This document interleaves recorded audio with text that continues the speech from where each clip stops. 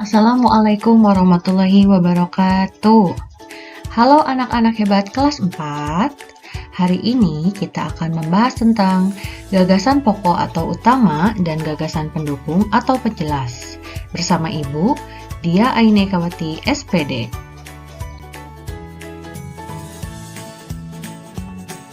Yang pertama, penjelasan.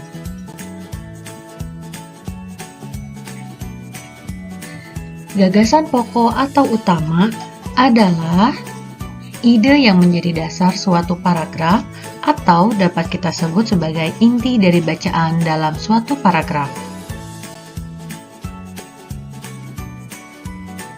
Letak gagasan pokok atau utama ada 3 ya. Yang pertama itu deduktif, artinya gagasan pokok terletak di awal paragraf. Nah, yang kedua ada campuran. Artinya, gagasan pokok terletak di awal dan di akhir paragraf. Yang ketiga, induktif.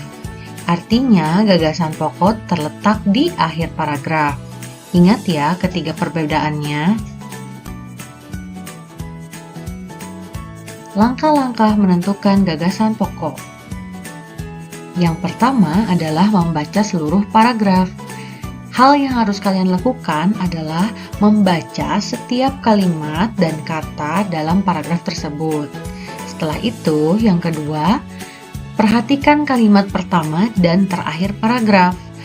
Gagasan pokok itu biasanya terletak di kalimat pertama atau terakhir. Yang ketiga, tandai inti setiap paragraf. Jika kamu sudah menemukan gagasan pokok tersebut, tandailah dengan cara memberi garis bawah pada paragraf tersebut. Selanjutnya, gagasan pendukung atau penjelas adalah ide yang mendukung atau memperjelas gagasan pokok atau utama. Jadi, jika ada satu gagasan pokok, ada beberapa gagasan pendukung yang dapat memperjelas dari gagasan pokok yang telah kalian tentukan. Bagian 2, contoh.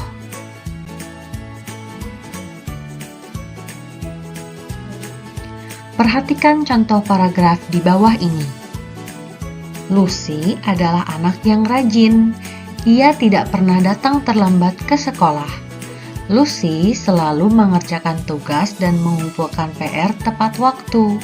Selain itu, ia selalu membaca buku di perpustakaan untuk menambah pengetahuan. Dari paragraf tersebut, ada yang sudah menemukan gagasan pokoknya apa?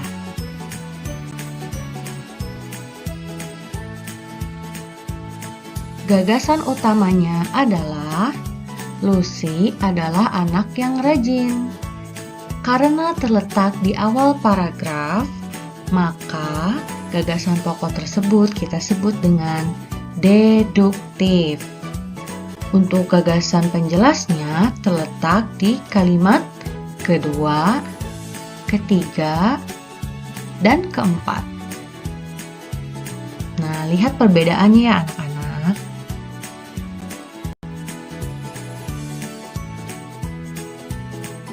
Perhatikan contoh paragraf di bawah ini. Belajar dengan sistem kebut semalam bukan hal yang baik, apalagi jika esoknya adalah hari ujian. Akibatnya adalah rasa mengantuk ketika mengerjakan ujian, bahkan bisa membuat nilai ujian menjadi kurang baik. Maka dari itu, persiapkan diri untuk belajar dari jauh-jauh hari. Ayo tebak, apa ya gagasan utamanya? Gagasan utamanya adalah persiapkan diri untuk belajar dari jauh-jauh hari. Karena terletak di akhir paragraf, maka kita sebut dengan induktif. Mengapa ya gagasan utamanya ada di akhir? Perhatikan kata maka dari itu, oleh sebab itu, biasanya menjadi ciri bahwa gagasan utamanya terletak di akhir paragraf. Hati-hati ya. Sedangkan untuk gagasan penjelasnya atau gagasan pendukungnya terletak pada kalimat satu, kedua, dan ketiga.